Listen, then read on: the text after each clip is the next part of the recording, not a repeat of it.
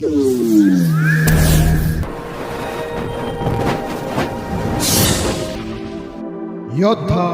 News channel.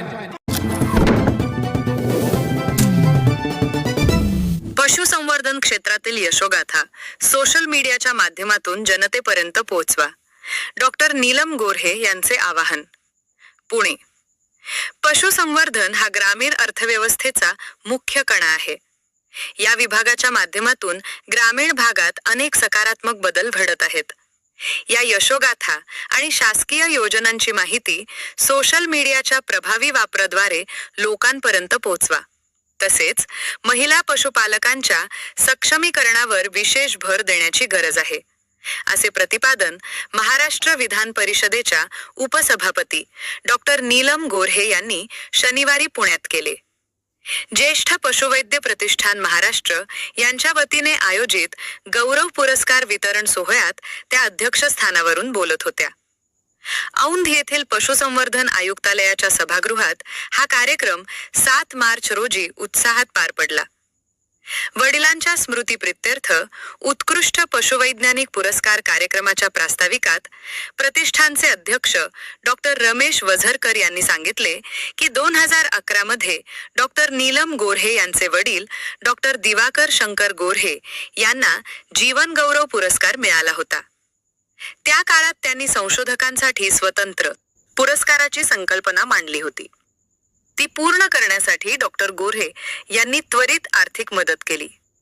त्यांच्या या योगदानातून doctor Diwakar Shankar Gorhe पुरस्कृत उत्कृष्ट पशुवैज्ञानिक पुरस्कार सुरू झाला असून यंदा हा मान मुंबई पशुवैद्यकीय महाविद्यालयाचे डॉक्टर रवींद्र जयवंत झेंडे यांना मिळाला. ग्रामीण अर्थव्यवस्थेत पशुसंवर्धनाचे महत्त्व आपल्या भाषणात डॉक्टर गोऱ्हे यांनी वडिलांच्या आठवणींना उजाळा दिला. त्या म्हणाल्या, माझ्या वडिलांनी बायफ संस्थेत काम करताना संकरित पैदास आणि लस निर्मिती क्षेत्रात जे कार्य केले ते आजही प्रेरणादायी आहे. विशेषतः फूट आणि माउथ डिसीजवरील औषध संशोधनात त्यांचा मोठा वाटा होता. भारतातील पशुवैद्यकीय सेवेचे महत्त्व अधोरेखित करताना त्यांनी सांगितले की परदेशाच्या तुलनेत भारतात तज्ज्ञ डॉक्टरांची सेवा सुलभ आहे. मात्र या व्यवसायाला अजून अपेक्षित सन्मान मिळणे बाकी आहे. यंदाचे वर्ष महिला शेतकरी वर्ष म्हणून साजरे होत असल्याने महिला पशुपालकांना मुख्य प्रवाहात आणण्यासाठी प्रयत्न व्हायला हवेत, असंही त्यांनी नमूद केले. प्रतिष्ठानला 2.51 लाखांचा निधी या प्रसंगी डॉक्टर नीलम गोऱ्हे यांनी प्रतिष्ठानला 2,51,000 रुपयांचा निधी जाहीर केला. तसेच वडिलांनी लिहिलेले माझ्या जीवन लहरी हे पुस्तक पशुसंवर्धन आयुक्त डॉक्टर प्रवीण कुमार देवरे यांना भेट दिले. यंदाचे पुरस्कार प्राप्त मानकरी: जीवन गौरव पुरस्कार डॉक्टर लक्ष्मण सांडूजी वाणी, उत्कृष्ट पशुवैज्ञानिक डॉक्टर रवींद्र जयवंत झेंडे मुंबई, उत्कृष्ट पशुवैद्य डॉक्टर सचिन वंजारी सांगली आणि डॉक्टर पल्लवी कुरुंदकर कोल्हापूर, प्रगतशील पशुपालक पशुपालन श्री शिवानंद होनमोटे सोलापूर, प्रगतशील पशुपालक कुक्कुटपालन श्री सचिन लाखे धाराशिव, प्रगतशील पशुपालक शेळीपालन श्रीमती जयश्री गाढवे पुणे, प्रगतशील पशुपालक मेषपालन श्री अमोल पवार सातारा. या सोहळ्यात दूध या विषयावरील स्मरणिकेचे अनावरण करण्यात आले.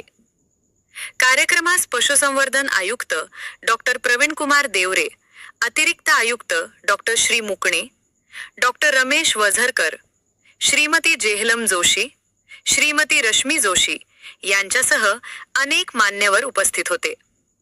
कार्यक्रमाचे आभार प्रदर्शन उपाध्यक्ष डॉक्टर विवेक क्षीरसागर यांनी केले. या बातमीचा आढावा घेतलाय आमचे योद्धा न्यूज चॅनलचे प्रतिनिधी दत्ता भव्यत यांनी. परत एकदा कर्तव्य समजते की डॉक्टर दिवाकर शंकर गोरे यांचं शिक्षण धुळ्याला आणि पुण्याला झालं आणि गुजरातमधल्या बांद्रण या ठिकाणी पशुवैद्यक म्हणून काम केल्यावर ते मुंबई येथे पशुवैद्यक कॉलेजमध्ये प्राध्यापक म्हणून रुजू झाले. परदेश गमनाची संधी त्यांना 1962 साली मिळाली आणि पॅरिसच्या सोर्बन विद्यापीठाचे डॉक्टरेट त्यांनी 1968 मध्ये मिळवली आणि त्यावेळेला क्रॉस ब्रीडिंग प्रोग्रॅमच्या मध्ये आणि सगळीचकडे भारतामध्ये फूट अँड माउथ डिसीज हा त्याच्यावरचं वॅक्सिन त्यांनी शोधलं आणि भारत सरकार आणि ॲग्रिकल्चर युनिव्हर्सिटीत त्यांनी मणिभाई देसाई यांच्या आमंत्रणानुसार सिबा कंपनीतली नोकरी सोडून भारतीय ॲग्रो इंडस्ट्रीज फाउंडेशनमध्ये मुख्य अधिकारी म्हणून आम्ही मुंबईहून पुण्याला बाबा इथे जॉईन झाले. त्यानंतर उरळी कांचन आणि वाघोली येथे संकरित दुभत्या गायींसाठी अनेक संशोधन प्रकल्पाची आखणी करून हा क्रॉस ब्रीडिंग प्रोग्रॅम ठिकठिकाणी नेण्याचा प्रयत्न केला.